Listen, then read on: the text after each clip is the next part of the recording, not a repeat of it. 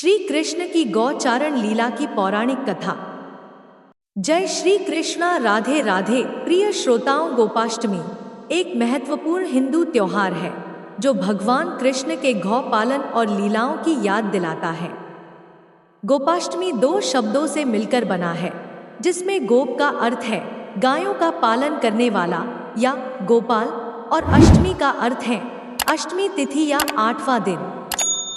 इसे गौपालन की अष्टमी या गोपाल की अष्टमी भी कह सकते हैं। यह त्योहार गायों की पूजा और प्रार्थना करने के लिए समर्पित है।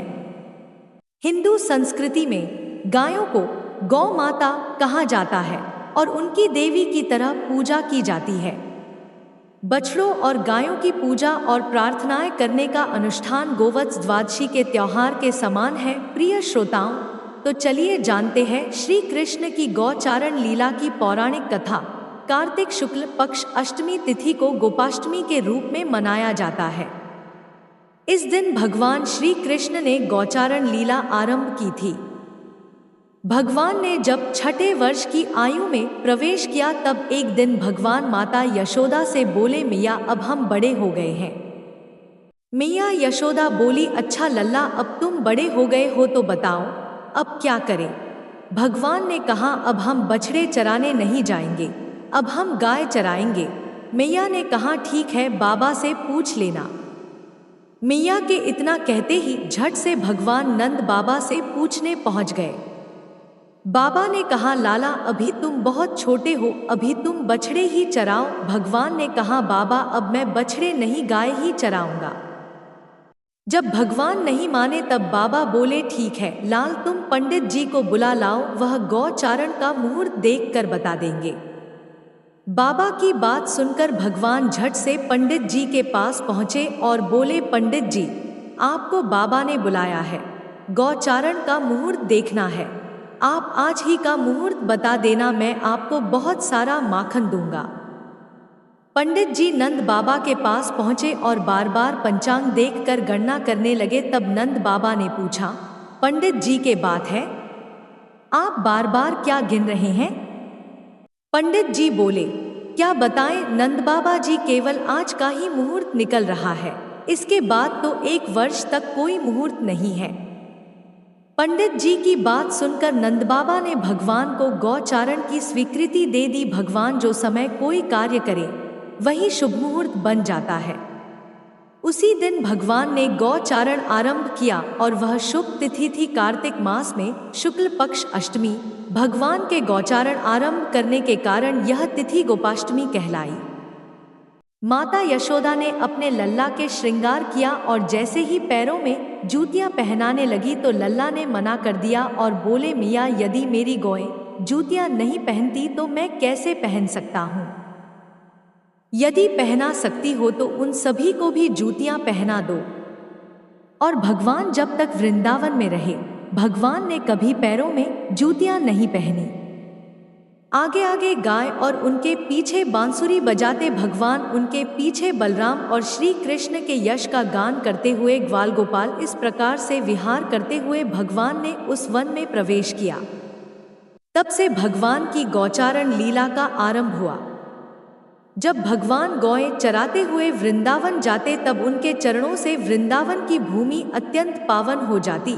वह वन गौओं के लिए हरी भरी घास से युक्त एवं रंग बिरंगे पुष्पों की खान बन गया था। एक अन्य पौराणिक कथा के अनुसार ऐसा माना जाता है कि भगवान इंद्र अपने अहंकार के कारण वृंदावन के सभी लोगों को अपनी शक्ति का प्रदर्शन करना चाहते थे। इसलिए उन्होंने ब्रज के पूरे क्षेत्र में बाढ़ लाने का फैसला किया ताकि लोग उनके सामने झुक जाएं, और इसलिए वहां 7 दिन तक बारिश हुई। भगवान श्री कृष्ण को एहसास हुआ कि क्षेत्र और लोग खतरे में हैं, अतः उन्हें बचाने के लिए उन्होंने सभी प्राणियों को आश्रय देने के लिए गोवर्धन पर्वत को अपनी छोटी उंगली पर उठा लिया। 8वें दिन भगवान इंद्र को उनकी गलती का एहसास हुआ और बारिश बंद हो गई। उन्होंने भगवान श्री कृष्ण से क्षमा मांगी। भगवान इंद्र और भगवान श्री कृष्ण पर सुरभि गाय ने दूध की वर्षा की और भगवान श्री कृष्ण को गोविंदा घोषित किया, जिसका मतलब है गायों का भगवान। यह 8वां दिन था जिसे अष्टमी कहा जाता है। वह विशेष दिन गोपाष्टमी के रूप में मनाया जाता है। प्रिय श्रोताओं, गोपाष्टमी से जुड़ी एक और कथा ये भी है कि राधा भी गाय को चराने के लिए वन में जाना चाहती थी, लेकिन लड़की होने की वजह से सभी उन्हें ऐसा करने से मना कर देते थे। जिसके बाद राधा को एक तरकीब सूझी। उन्होंने ग्वाला जैसे कपड़े पहने और वन में श्री कृष्ण के साथ गाय चराने चली गई। हिंदू संस्कृति में माना जाता है कि सारे देवी और देवता गौ माता के अंदर समाहित रहते हैं, तो उनकी पूजा करने से सभी का फल मिलता है। हिंदू धर्म में गौ का स्थान माता के बराबर माना जाता है, क्योंकि जैसे एक माँ का हृदय कोमल होता है, वैसे ही एक गौ माता का भी होता है। जैसे माँ अपने बच्चों को हर स्थिति में सुख देती है, वैसे ही गौ माता भी मनुष्य के जीवन में लाभ प्रदान करती है। गाय का दूध, गाय का घी, दही, छाछ और मूत्र भी मनुष्य के स्वास्थ्य के लिए लाभदायक है। इसे कर्तव्य माना जाता है कि गाय की सुरक्षा और पालन किया जाए।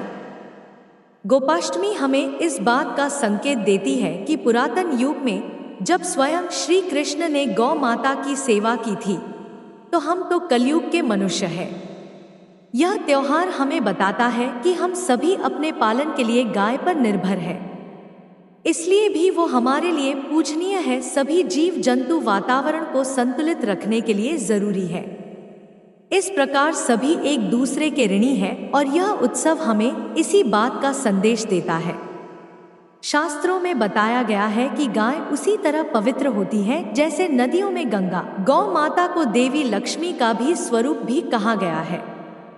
माँ लक्ष्मी जैसे सुख समृद्धि प्रदान करती है, वैसे ही गौ माता भी अपने दूध से स्वस्ति रूपी धन प्रदान करती है। इस तरह गाय संपूर्ण मानव जाति के लिए पूजनीय है।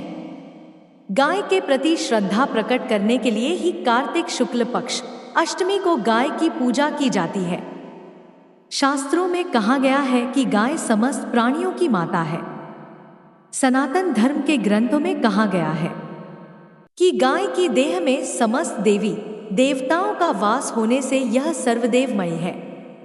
भारत में सभी जगह गोपाष्टमी का पर्व बड़े ही उल्लास के साथ मनाया जाता है।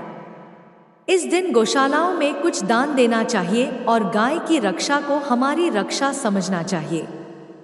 इस दिन गाय को नहलाया जाता है तथा मेहंदी और रोली के साथ उनका पूजन कर उन्हें विभिन्न भोजन करवाया जाता है। आइए जानते हैं कैसे करें गोपाष्टमी पूजन। प्रिय श्रोताओं, इस दिन बछड़े सहित गाय का पूजन करने का विधान है। इस दिन प्रातः काल उठकर नित्य कर्म से निवृत्त होकर स्नान करते हैं। प्रातः काल ही गौ और उनके बछड़ों को भी स्नान कराया जाता है। गौ माता के अंगों में मेहंदी, रोली, हल्दी आदि के थापे लगाए जाते हैं।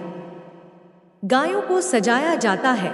प्रातः काल ही धूप, दीप, पुष्प, अक्षर, रोली, गुड़, जलेबी, वस्त्र और जल से गौ माता की पूजा की जाती है और आरती उतारी जाती है। पूजन के बाद गौ ग्रास निकाला जाता है। गौ माता की परिक्रमा की जाती है। परिक्रमा के बाद गौ के साथ कुछ दूर तक चला जाता है। प्रिय श्रोताओं, अगर आपको यह कथा पसंद आई हो तो प्लीज चैनल को सब्सक्राइब और वीडियो को लाइक करिए। धन्यवाद।